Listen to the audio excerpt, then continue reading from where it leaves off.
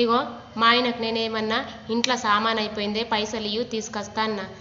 లేదు లేదు నేనే తీసుకొస్తా చిట్టి రాసి అనబట్టే అనగానే చిట్టి అంతా రాసిచ్చిన. సగం సామాన్ తీసుకొచ్చిండు, ఇంకా సగం తీసుకురానలేడు. అవి ఏమైనాయి? సగమే తీసుకొచ్చినావు, ఇంకా సగం తీసుకురాలేవన్నా.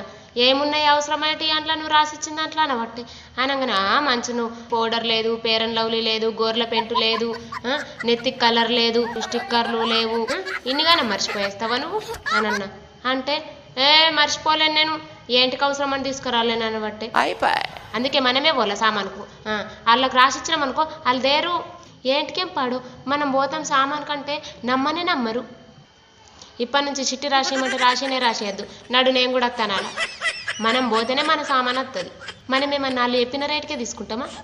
20 రూపాయలు చెప్తే 5 రూపాయలకి అంటాం. మనకు తెలియదా ఏమైనా కొనేటప్పుడు ఎంతగానో కొసురుతాం? మొగళ్ళు ఎట్లా ఎత్తారు, ఎంత అంటే అంత ఇస్తారు తీసుకొస్తారు. మనమే